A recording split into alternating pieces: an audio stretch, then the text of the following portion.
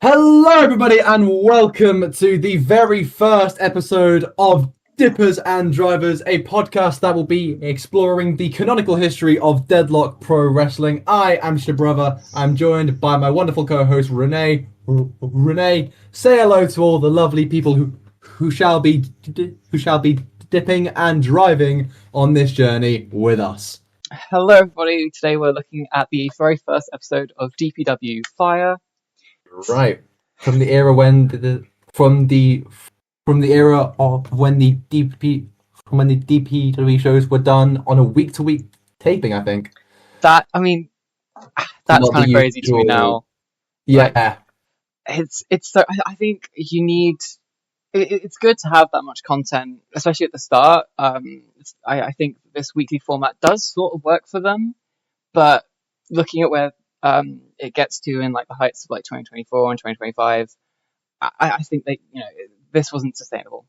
Yeah, and I think it shows in now the current day with just how much they had improved over time when the shows were happening once or twice a month, perhaps, and the quality and the reputation went through the roof. Because I remember being a fan and hearing of DPW as like a second coming of what culture pro wrestling. That's a throwback for Oh God. some people, as being a wrestling company done by wrestling YouTubers with real wrestlers and real belts, and a kind of movement started out of that, and it wasn't really anything for a while until you get to say mid to late 2022, about like a year on from this, and they start to bring in more kind of regular names, and we get the kind of higher caliber talent and the monthly shows that build such a groundswell of support, and then add to the kind of throwback that they would become to, like, say, 2000s Ring of Honor and PWG. But we are a long way. Yeah, no, we're not quite there yet. Yeah, we're far out. I didn't really hear about DPW until it was brought up on the podcast. It was already running when I started listening, but it took a while for me to actually like buy in and actually watch the wrestling product. Yeah, I got into it, I think, late 2024, because I watched the third anniversary show with some friends, and I was blown away by how great it was, and I knew from there on out I just had to commit. And I just thought to myself, yep, there are new champs, there's new stories, let's get involved. And I haven't missed a show since the start of the year. Saying that, I've been up for all of them except one, which was, I think it was in June of this year, because I was in London on the airing day. Oh, and their August show, because I was also in London for different wrestling-related reasons. Well, yeah, it can be forgiven. of course. So I think getting into this episode of Fire, how did you find it?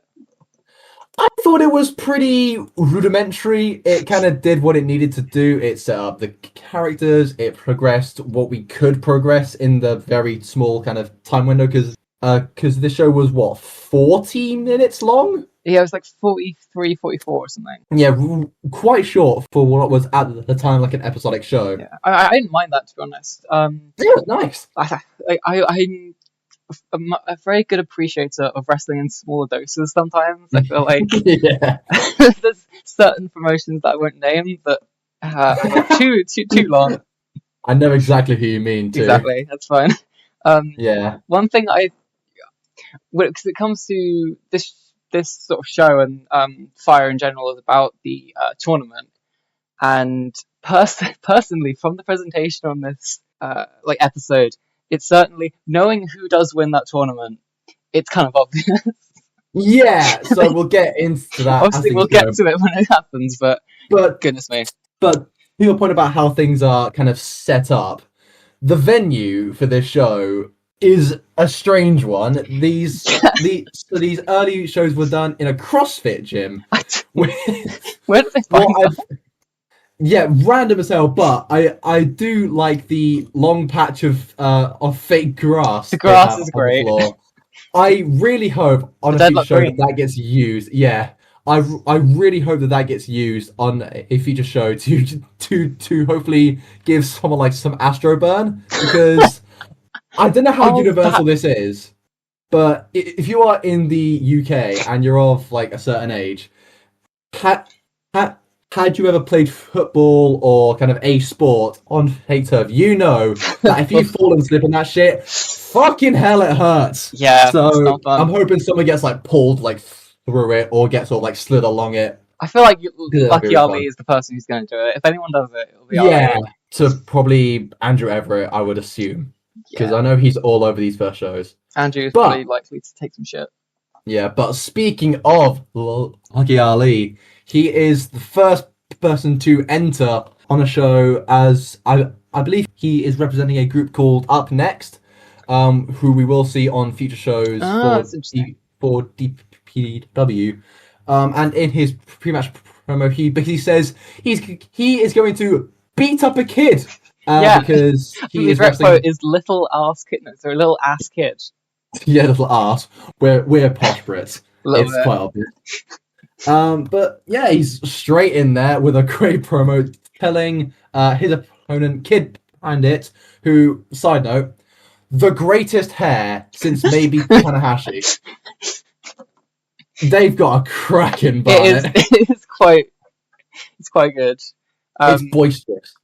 One thing I think I don't watch the current WWE product. We would be remiss if we didn't mention that Neither of us do. that since this show, Lucky Ali has been signed with WWE. He performs on NXT. He is in a group called Dark State as Saquon Sugars, I think, isn't it? Yeah, and I wrote it down, but I've never heard it like said. Yeah, nor have I, because again, neither of us watch. No. So, but you know, from we're what I've watching heard, old he's DPW doing Fire. great We're work. not watching NXT. Yeah, well, we have much better things to do than watch NXT. We are making a stance here on Dippers and This Drivers. is, you need to have a platform, and this is Yeah. completely Dips and And Drivers have tape. platform. Well, yeah. But going into Ali's opponent, Kid Bandit, with a again great haircut. In their own words, pandering to the audience with some friendship bracelets, I believe, and just kind of outright saying that they're pandering to the audience, which I respect. Oh yeah, I think it's great. Also with Bandit, their promo as they come out to the ring, it was like a visual novel. This was so great. It's the kind of creativity that I really respect them for bringing to the table. Yeah, it makes kids stand out so much to have what was effectively like a cutscene and not a promo. Yeah, I mean, like Ali's promo was really good, and I was like, "How is this going to be topped?" And it wasn't, because it was something completely different, and that's wonderful to me. Yeah, like it can't be topped because it's so out of the park. You can't really compare them because they're so unique. Mm-hmm. As someone who has seen Kid Bandit wrestle this year in Pro Wrestling Eve, going back to 2021. It's a lot different. So different. Yeah, Bandit's changed, but obviously still retains like the core like elements of the character that sort of brought them to the dance. What I will say about her like now compared to back when this was filmed is that I think that Bandit's a better wrestler now. I think back in 2021 it is very bit heavy. And those are still present in 2025. It's just with more fundamentals. Yeah. I can't speak much to how Bandit is now because I've seen her wrestle. I think this match with Ali was my second time watching her wrestle. And I don't want to speak too much on the first time because the less I say about that match, the better. I wasn't huge on it, but this was a vast improvement. Oh, you know, I did like this match, to be clear. Yeah, it was great. Some really fun kind of comedy gags from Bandit. She was seeing Kingdom at one point, right? Out of nowhere, just going for what I believe was a springboard arm drag, just out of nowhere goes adrenaline in my soul, something, Cody Rhodes. I think that they trained at Nightmare Factory for a while is the reason why that happened. Yeah, that checks. That makes a lot of sense now, because I just thought it was a little fun little meme thing. But yeah, that makes a lot of sense now. Yeah, no, I'm pretty sure that was at some point. It might have been at that time or before. I could look into it. I remember seeing Bandit on Dark loads in like Oh yeah, no, 2020, definitely. 2021-ish. So So I yeah, think they are a Nightmare graduate. So yeah. did you catch the bit where Ali did the like Nigel like rebound, but it just like fell backwards? Like Yeah, it there was goes some into the great ropes and bumps then just from Ali drops. here. I want to know what like the crowd view of that was, because on the camera it looked gnarly as fuck. He just slumped through the ropes and it looked like he went right on his head. So poor Yeah, guy, but I mean he seemed to like be fine afterwards, but I was concerned. yeah, he had some. He had a very strong showing here. His sort of like stooge pumping and his strength Mm, showed so much. yeah. And how okay, so that's the point where Ali hits what I know as the X-plex, that sort of like suplex that goes forward onto the rental Oh chairs, which yes, the kind of made rental a big chairs. point throughout the whole show. Anytime any wrestler went near those chairs, I think it was John Blood on Yeah, commentary, Johnny. made a big point about how those chairs are rentals and they are doing what they can to protect those chairs because they've spent some money on them. But it really helped sort of sell that Ali is just a dickhead. Like, Yeah, Ali, the presence that he carries in this match is I'm just, fantastic. I'm just Another like, point. he knew who he was, like, completely going Yeah, into this. he came out, he was swaggering, throwing himself around. He told Kid Bandit to shove all that video game shit right up her ass, Oh, that which makes sense. I thought it was popped like a me. reference to Johnny and like just DPW in general, because obviously they're YouTubers. But no, it Yeah, makes more sense about Bandit. yeah, being Um, the protagonist of pro wrestling, yeah, I the believe the protagonist. nickname. There's one thing I Uh, didn't like that Ali did. But it was one small gripe is that when Bandit did the tope like through the ropes tornado DDT, yeah, the sell that Ali did was like almost like a the Rock kind of sell where he like got back up and then fell over again. I think that's something that at least for me, I've kind of grown to not be too big on. I think Okay. The Rock kind of ruins selling in that sense, where okay, right, take the okay, right, slight tangent here, but say take the Stone Cold Stunner. Hmm. That move is now less about the move itself and now about how are you gonna sell it in the most stupid, comedic, theatrical way. Like, can you do a full front flip or like a back flip, or do Yeah. some big sort of like jumping around the ring instead of just acknowledging the fact that It's if you were to be brought down onto someone's shoulder, it's not like a ricochet from like a spring that would pulling you up into the air. You would drop dead on their shoulder that's what Brett because that's does, not and it's so good. yeah. Yeah, because that's how like momentum works. You don't get pulled down and then spring up off your feet and jump 6 feet into the air. No, No. you get rocked on your jaw and your throat. Yes, yeah. So very much a old man shouting at clouds there rant from me.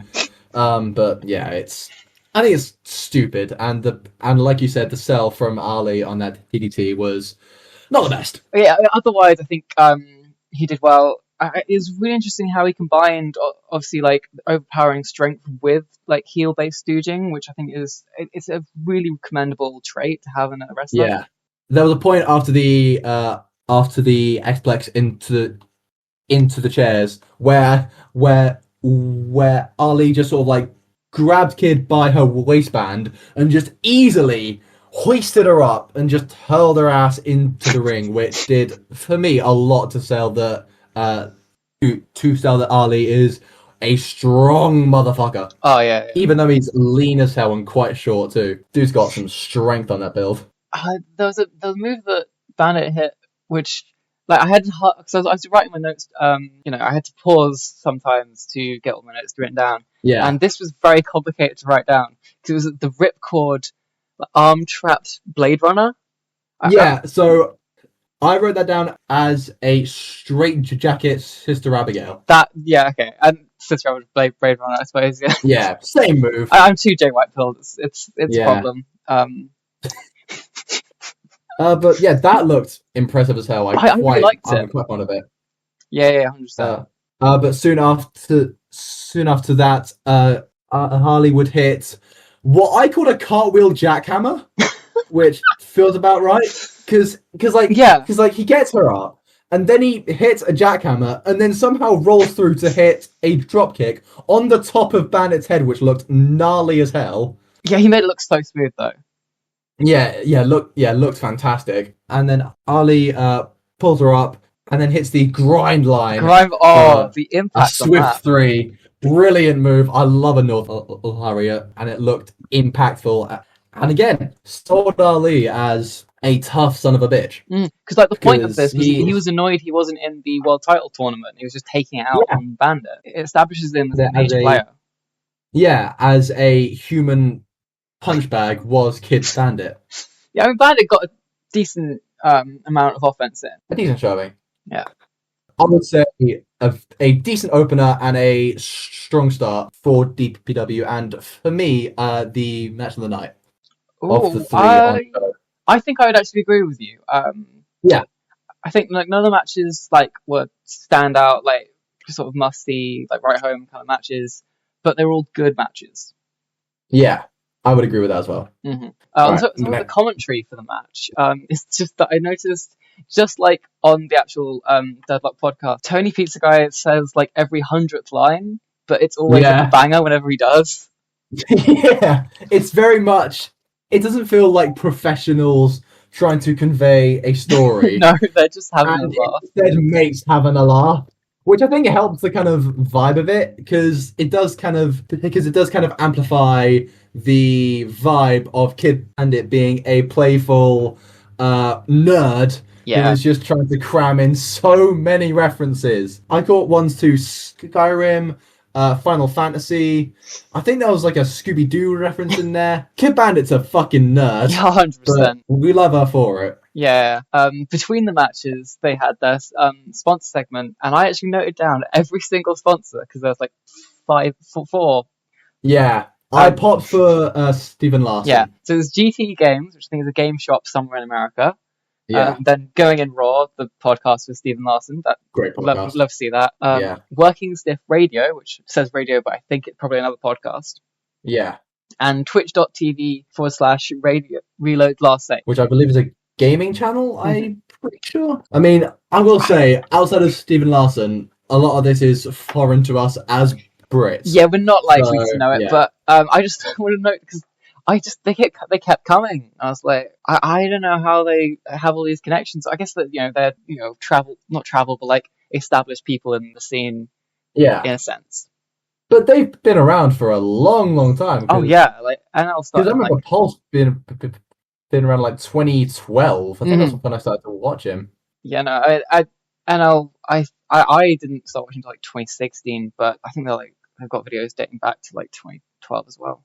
Yeah. All right. Should we move on to the next match? Yes, the first round match in the world title tournament, and I thought I recognised the music. I did, in fact, because it's Bojack. Bojack! I love Bojack. Just a big fucking dude that hits people. Massive. He's a big boy. I mean, even when not standing next to Morgan Dash, he's fucking massive. Spoilers for 4 years from now, yeah, but when we eventually get to Super Battle in this. Yeah, but Bo is an absolute tank. He is the dreadlock demolition machine for a good reason. I love the fact that the mics were peaking because the crowd was that loud. And that's really? Yeah, no, 100%. I didn't even realise that. That is fantastic. I was like, there's all strange to it. That is the history of Ring of Honor coming through in DPW early doors. Everyone said it was a spiritual successor, and yeah. From day one, we had bad audio, and that's what makes the Indies the Indies. Oh yes, it is. We would know from we would. Bojack's opponent is Josh Fuller, who I'm not familiar with. I just looked at him. Like, he's gonna die, isn't he? Yeah, I saw him come out. He was I mean compared to Bo, significantly smaller. Yeah, no, I will say his tag partner, Mikey Anchor, was wearing a crewneck like sweater jumper if you're from here, and he was wearing it in the most unconventional way. He was wearing it with the sleeves kind of like under his arms, but tied at his back, so it looked a bit like a tube top, instead of wearing it like a crew neck. So, I don't know if it's a fashion statement, I don't know what it was, but it caught my eye, so I guess well done. Yeah, you got to make your time count, obviously, and that's how Yeah, you have he's to stand writing. out. I wrote down, I don't think this goes very long. And I will say, I think this match actually went too long for me. Honestly, I thought it was. I didn't realize or kind of think it went too long. It felt just about right for me. Okay, all right, that's fine. Because I don't think Josh got in enough like offense for it to kind of truly feel like it was too long. Because it just kind of felt like Bo playing with his food. It did. It was a good showcase for Bo. Yeah, and it felt like it did its job very well of establishing that this guy is one that you should not fuck with, and importantly, that you should put everything behind as the guy. Yeah, I mean, everyone's putting their money on Bojack to win this tournament, which it very much no spoilers, but and it does very much feel like the old trope in, say, a Royal Rumble where the big guy comes out and goes, "How's anyone gonna beat him?" How is and then anyone? They beat him, but this time it actually feels like no one's going to beat him because he's too unfuckwithable to 100%. have anything done to him. I will say, I think Josh got 3 moves in this match, and all of them were topes. And I think Bo bumped once. He kept like at the start of the match, Josh kept going in for collar elbows, and I have no idea why he was so persistent. Like, he tries 3 of them. It's like, that's not going to work.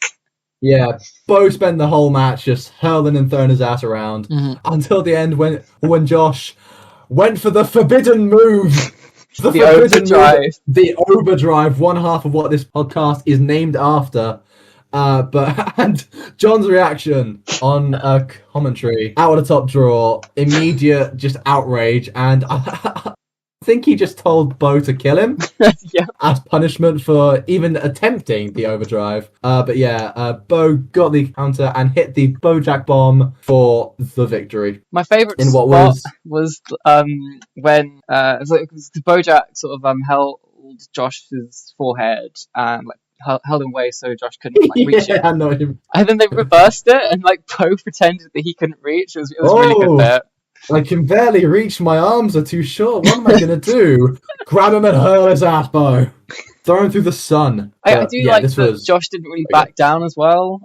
It could raise a bit of squash match, and despite me saying it was too long, I do think that they both brought something to this match in a very good way. Yeah, it was a long drawn out squash, but ultimately it did its job in just establishing Bo as the one to beat and the one to be on the lookout for. Is there is there a bracket for the tournament, or like, do we not know that? I don't believe. I mean, I would assume I'd have to go back through the history books of DPW. Okay. I am also googling it as we speak. If you can hear my keyboard typing away.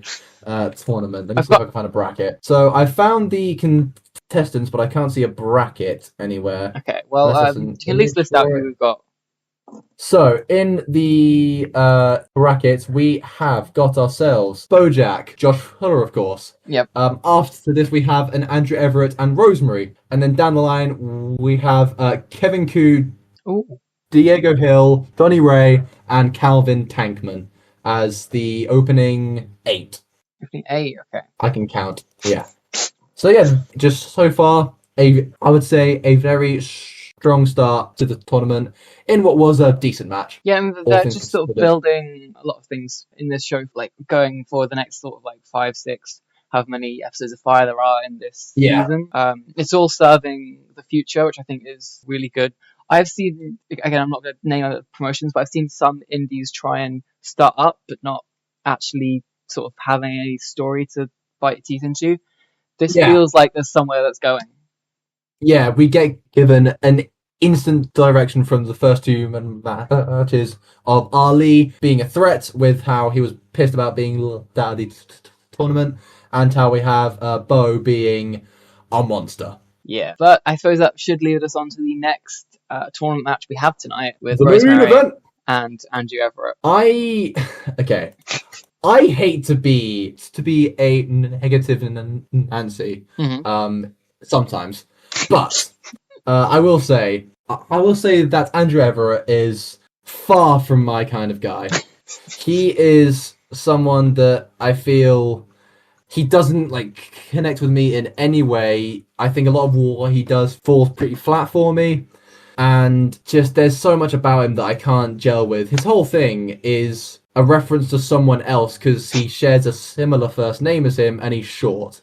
His whole thing is that he'll dress like Andrew the Giant, he'll wear the like single strap like singlet, he'll do a choke slam, he'll throw his hand up, he'll climb over the ropes in the same way that Andre did, but none of it feels unique, there's no connection, it's basically a long running gag that doesn't end up playing much into the match because how do you play to height that's not there? It's hard for someone like Andrew who's 5 foot, I think 5'7", 5'8". I mean, he's really around there. He's actually, I think, shorter than Rosemary in this match. Yeah, exactly.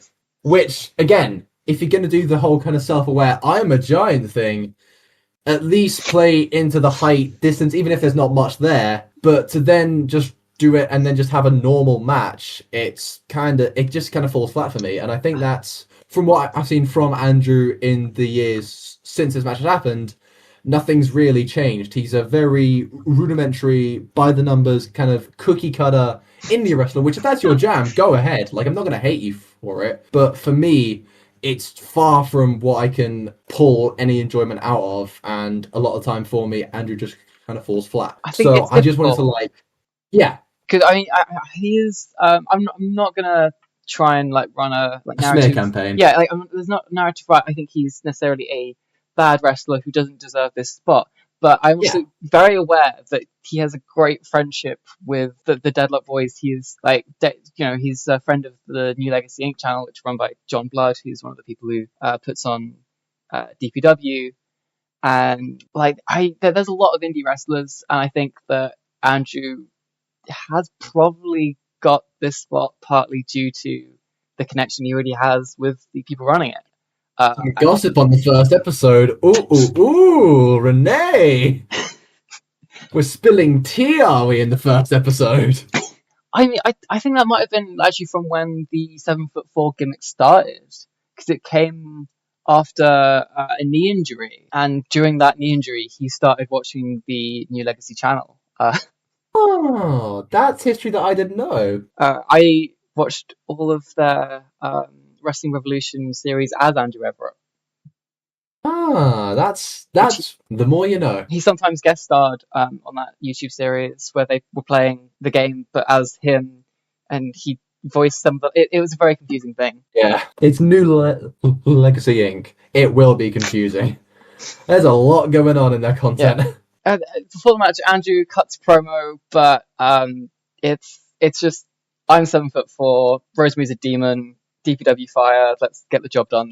I'm gonna kill a demon. I wrote the whole promo down, but there's not much to it. I will say, the camera work of the promo being shot from underneath him to make him look tall, that's clever. Yeah, no, that is one of the things you can do to try and make that gimmick work. Yeah, but then you see him in person and you go, oh, hang on a minute, something's off here. Also, Rosemary was being announced as representing Decay. I didn't know that faction was still a thing. This was late 21, so I think they were still a thing, because this would have been when it was Rosemary, Havoc, Crazy Steve, and Black Taurus, I think, was in there, who is now, of course, the Beast Portos. Yeah, who is now the Beast Portos in AEW. I remember Decay's debut, because I was somehow still watching Impact at the time. I do think that they were compelling. I like them. Yeah, I think it was alright. Rosemary scared a child on her way to the ring, which I think is perfect. I think that's exactly what she should be doing there. Yeah, but yeah, this match started with the entrances, and Rosemary, let's just say she came prepared. She had a meat cleaver. Yeah, I wrote down cleaver. I think John Blood called it a hatchet, which is an axe. Yeah, that's not a cleaver, John Blood. No, come on, mate. Know your blades. He needs to set his game up. Yeah, and once that was removed from her persons, I think it was Andrew that called out that she had something in her knee pad. So the referee draws it like King Arthur and the Sword of the Stone, and she's got a fucking bayonet. That's just more knives. It's like the Madison Eagles fork spot from Shimmer, but it's just evil, like turned up to 11. That's a deep cut. It's a DPW podcast. I feel like Yeah. we can handle a deep cut. Yeah. I mean, also deep cut because it's knives. I'm wicked at comedy, man. I'm so funny. It's wasted on me, obviously. Clearly. But that happens, and they remove the army grade knife that she had, and then she's got something in her other knee pad. So again, like the Sword of the Stone, it's removed, and she's got a dagger. I respect her for trying, but I don't know how that would go in the match. What was she planning? Murder? Referee turns her back and she just stabs Andrew, I guess. Yeah, I mean, I guess so. Or she pulls out both and just starts like swinging them wildly at Andrew, trying to slash him. But yeah, an insane start to this match.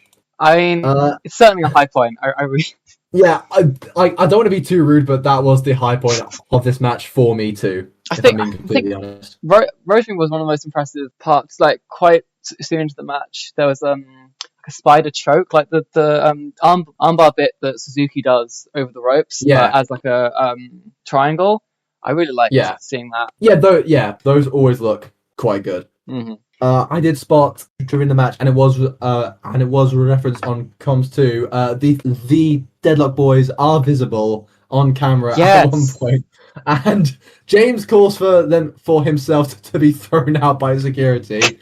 Popped me big time. There was a spot that happened that Everett did that I'm really curious what your take was. It's when he hit the 2K comeback. I don't think I made a note about that. Oh, did you not? He does like the clothesline and then like the second one, and gets sent to the corner but goes out. It was very much like you just hit triangle in a game of W2K. He did a QTE during a match. God, I didn't even realize that because that just came off as like what most of Andrew's wrestling is. It came off as quite kind of rudimentary. Stylistically, it's a weird matchup. Basic. Yeah, like because it's a very standard ass spot that you would see in most matches. But yeah, from there on out, this was a pretty basic match. There was some decent control from Rosemary. Some fun submission spots. A Scorpion Deathlock, which was nice. It was a last chancery. With a last chancery too, which I wish we saw more in wrestling. Yeah, but it was running. She like ran into it and then bridged. That was really impressive. It felt very which one of the machine guns does it? One of the MCMG does that spot into a drop kick, and I want to say it's Shelley. I was going to say Faven. Well, it's one of them. One of us is right, and one of us is wrong. Yeah, well, I'll check a little later on. All right. But yeah, there wasn't much to kind of go at for this match. I will say, seeing Everett do the Everett special, that big that gorgeous flip over the ropes every single time, it's a thing of beauty. But like again, it just doesn't really lead to much. And this match, even though it's in a tournament, it didn't feel consequential. There wasn't much riding on it, and I think the action in the ring didn't do much to give the match the feeling and the impact and the stakes that you want out of a tournament match to then go on to crown your first world champion. It felt a bit like not even they knew that there were stakes in the tournament, because I don't think that Andrew even acknowledged it in his promo. No, not at all. Actually, hang on, I wrote the whole promo down so I can read it back. It's appropriate that the Deadlock's first pro wrestling event's called Fire, because I'm going to walk through the fire and kill a demon in the first round. So in the first round is all we get in this match to contextualize it as a world title match. Like in the worst way, this felt like an indie main event. Yeah, it felt like this felt like the kind of match that you would take your friend who's not really an indie fan to, and they would leave thinking that this was the best match, probably because it went for a long time. I think this went for like twice the length that the openers did, which is a startling choice. But it just fell so flat, and it felt like a very cookie cutter wrestling match. I actually have the times on Cage Match. So the opener was 7:18. Okay. The Bojack match was 6:42, and Everett versus Rosemary was exactly 14 minutes. Bloody hell! So so literally double the length of the opener. I mean, you got to put the time somewhere on this. I guess so, but like these were because they did all of these shows from the first 4 fires were all taped on the same day. So like if you don't have to give a match 14 minutes, don't give it 14 minutes. Just get on to the next taping. That is a good. I didn't know they were recorded the same day. That Yeah. making a stream. This is very much like I think to me that this is very exemplary of an issue that I think both of us have with the indies now is that there's this pressure because I'm going to assume that from the perspective of a wrestler, you go into every match thinking that this is someone's first insert wrestler name match. So you have to get everything done in enough time, hence the phrase "get my shit in," to make sure that you've communicated who you are to new fans in the time. And I think there's this perception that you have to have it done in say 10-15 minutes, but we saw Lucky Ali get across so much about his character in 7 minutes. Yeah. And that was great. And then we see Andrew Everett get across what he is as a character, which is basically just an inside joke, but then have the rest of the match to fill, and he's got nothing to fill it with. He's basically got one coloured pen to draw a rainbow, and it doesn't work. He's got a lot of good springboard offense. I was talking with TK about this.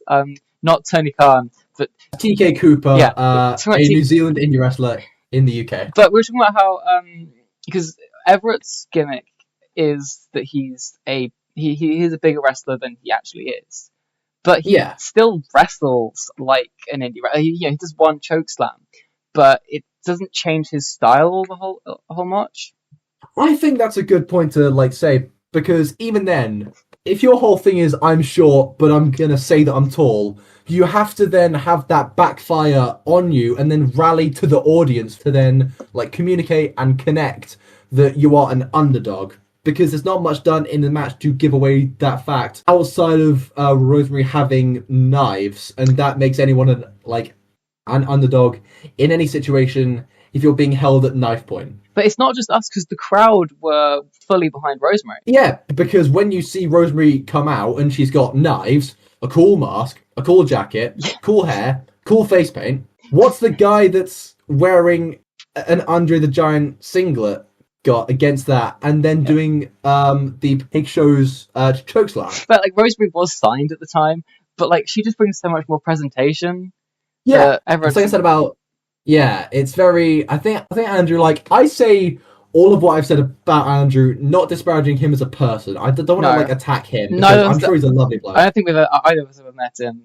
I'm sure he's great. Yeah, I'm sure. Yeah, again, I'm sure he's a lovely bloke, but when he's in the ring, there's nothing to draw me in to make me invest in Andrew Everett as a character. We just call this as we see it, and he was presented to us as a main event guy, but he is not coming out of that show. He is not the person. He's not even the top 3 coolest people that I've seen from that show. Yeah. For me, it's Ali, it's Bo, and it's Rosemary. Yeah, and even then, I'd probably have Kid Bandit in 4th too. Just because again, there's presence, there's character, there's an idea that goes beyond just being a reference to someone from 40 years ago now. I think Bandit does more with it. I called Bandit a bit heavy earlier, but at least Bandit has got a variation of things to do.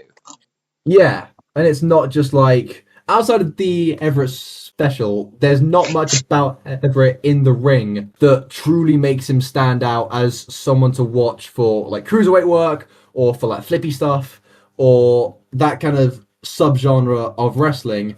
He's just kind of a dude that can do a flip and it looks good.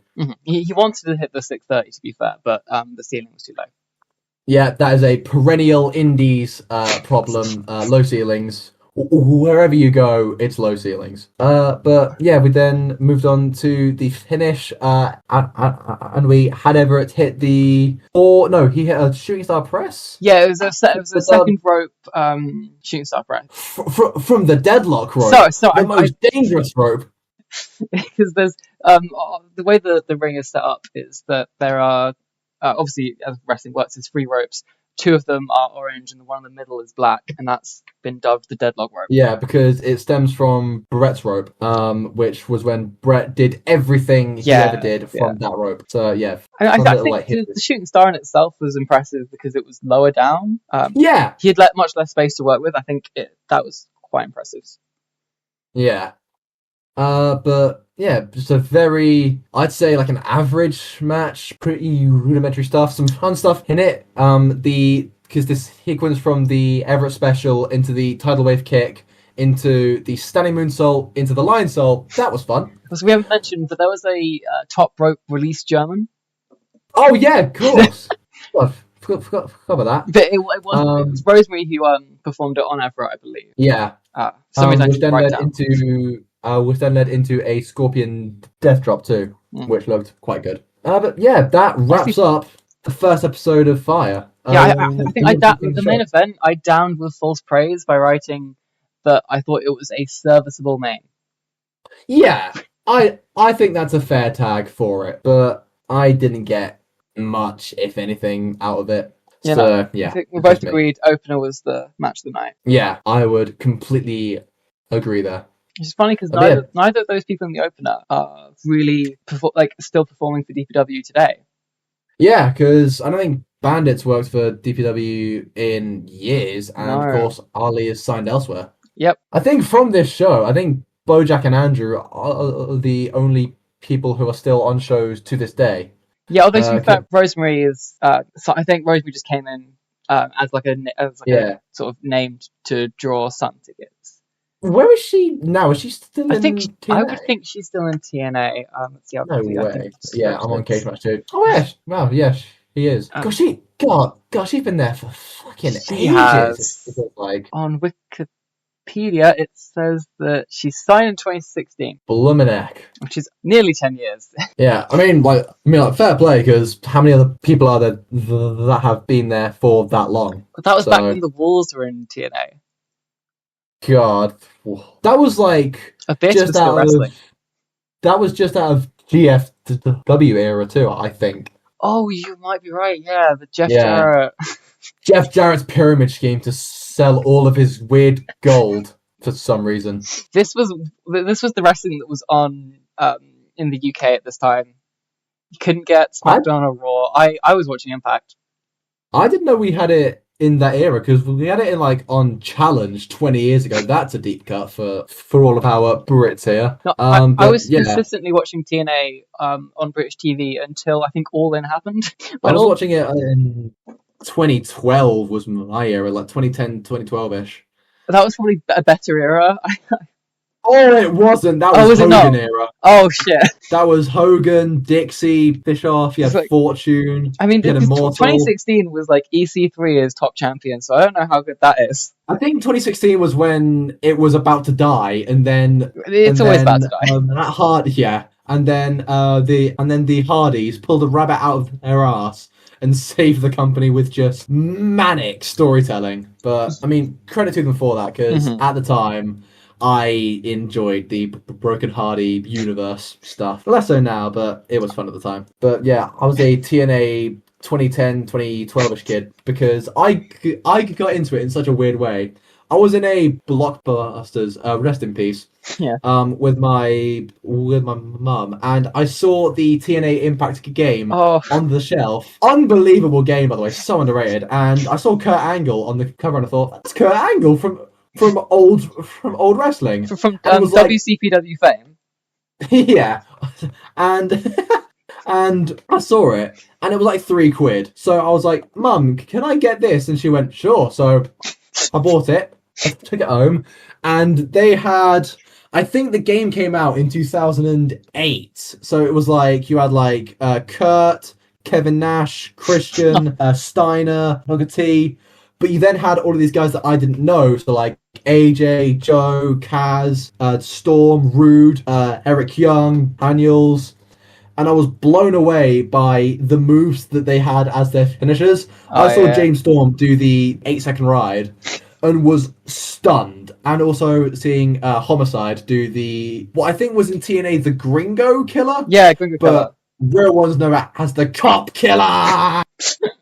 So yeah, that was my in to TNA, and from there I was watching the TNA pay-per-view highlights on YouTube set to like Red Hot Chili Peppers and like Breaking Benjamin.